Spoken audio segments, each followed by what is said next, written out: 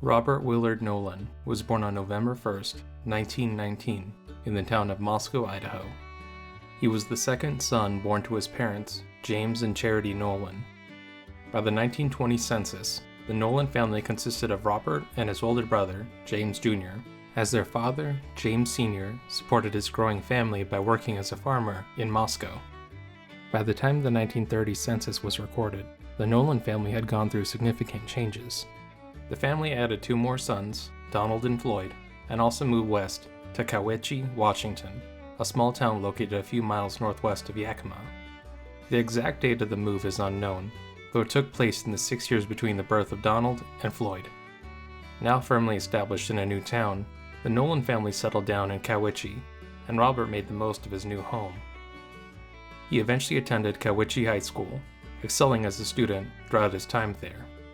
In a small graduating class of 20 students, Nolan earned co-salutatorian honors, showing himself to be a superior student. Nolan's accolades did not end there. After graduating from CHS in 1937, he was awarded the Washington State College Scholarship, offered by Washington State College in Pullman. Finished with high school, Nolan moved closer to his hometown for the next chapter of his life, as he enrolled at Washington State College in fall 1937. Robert's experience at WSC varied greatly between his first 2 years and his last 3 years in Pullman. His freshman and sophomore years were relatively quiet, as Nolan was rarely referenced within WSC publications. During his freshman year, Robert is listed among the many members of Waller Hall, an all-male dorm on campus. The next year, Nolan is shown as a member of the Students' Cooperative Association and living at Manley Hall. These are the only appearances Nolan made during his first 2 years at WSC, showing that he hadn't quite found his place in Pullman. Nolan's WSC experience began to change during his junior year as he joined the Delta Sigma Zeta fraternity in January 1940. It is unusual for an upperclassman to join a fraternity so late in his college career, but this move opened many doors for social engagement and recognition. Later that semester, Nolan ran for the treasurer position for Alpha Zeta, an agricultural club. Though he did not win the position, Nolan became a reporter for the group instead. After spending most of his time at WSC out of the spotlight, Nolan was stepping up and making his last years in Pullman special. In his 4th year, Nolan continued to make his mark on campus. In fall 1940, he was one of the students running to be a class officer, and also ran for the Sergeant-at-Arms position for WSC's junior class. When the results were announced, Nolan won the position by a wide margin over the other 2 challengers. Nolan also played on his fraternity's intramural baseball team. Though he was not known as an athlete, Nolan slugged a home run in one of the contests. After completing his 4th year, Nolan wasn't ready to graduate and stayed for one final year. To start out his last year at WSC, he proposed to Virginia Graham in early September 1941. The 2 likely met through the Greek system, as Virginia was a member of the Kappa Kappa Gamma sorority. Robert's last year at WSC seemed to be the perfect conclusion to his college career. Along with graduating, the wedding date was set for spring 1942. As Robert and his fiancée planned their future together, events beyond their control changed their lives and the world forever. After the attack on Pearl Harbor, Robert and Virginia's wedding was moved up significantly, as the couple got married on December 19, 1941. The couple simplified the wedding, but it was still reported to be a charming event. The couple had a simple candlelight service at the Kappa Kappa Gamma house, with only 40 guests witnessing the wedding. Now married, all that was left for Robert in Pullman was his final semester at WSC. After 5 years of college, he graduated in February 1942 with a degree in agricultural business. With his degree earned, Nolan now prepared for military service. With war breaking out, the lives of millions of young American men were totally altered.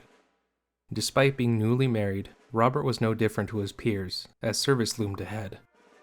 After graduation, Robert and his wife moved to Wenatchee, where they remained until Nolan joined the Marine Corps in December 1942. His initial training took place at Camp Elliott, California, but Nolan quickly displayed a talent for leadership. After finishing training at Camp Elliott, he was sent to Quantico, Virginia, for training as an officer. In April 1943, Robert became a second lieutenant after earning his commission. Finished with his training and now a fully fledged officer, Nolan was sent overseas in July. As Robert departed for the Pacific, he left behind his wife and his newborn son to fight in World War II. Nolan first saw combat a few months later in November 1943 as he took part in the invasion of Bougainville. The island of Bougainville was a strategic location in the Pacific, and its capture would be a difficult test for the Marines. The initial landings took place on November 1st and were met with strong Japanese defenses. After days of heavy fighting, the Marines pushed the entrenched Japanese aside and established a beachhead. By the end of November, the Marines had broken all major Japanese resistance on the island, though some scattered Japanese troops resisted until the end of the war. Robert was one of the many brave Marines that fought with distinction on Bougainville, earning a citation by Major General Roy B. Geiger for his actions on Grenade Hill on November 25th. General Geiger wrote a letter about Nolan's actions, recounting that Nolan bravely and skillfully led his platoon in a flanking maneuver against a well-prepared enemy position. According to the citation, Robert and his Marines caught the enemy by surprise, killing 14 Japanese troops while taking no casualties of their own. Robert and his men proceeded to sever Japanese communications before continuing to pour fire on the disorganized enemy. After 2 months in Bougainville, Nolan was sent to Guadalcanal, where he was promoted to first lieutenant in response to his actions in battle. Now newly minted with a promotion, Nolan had little time to rest, as he was soon called away to fight on another island. By 1944, the United States military was stepping up its offensive in the Pacific and set its sights on the island of Guam.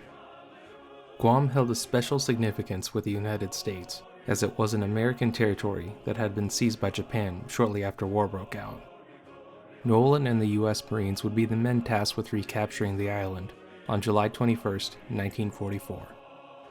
There are few documents that detail Robert's actions on Guam, but he was a part of the initial landing forces on the first day of the invasion. As they had on other islands, the Japanese on Guam unleashed a hail of fire onto the Marines, who scrambled onto the beaches. As the Marines slowly fought their way into the island, scores of Marines became casualties on the first day. Despite his heroism on Bougainville, Robert's luck ran out on the first day of the invasion as he was cut down by a Japanese sniper. The Marines paid a heavy price for the recapture of Guam, but the island was officially declared secure on August 10, 1944. News of Robert's death soon reached his loved ones back home. His wife Virginia and their son, Lee, were devastated by the news, as they were left without a father and a husband. Robert Nolan was 24 years old at the time of his death. His body was initially buried on Guam, but was reburied at the Golden Gate National Cemetery in San Bruno, California, in January 1949. Decades after his death, Nolan's name was added to the WSU Veterans Memorial in Pullman, along with many other WSC soldiers who died during World War II.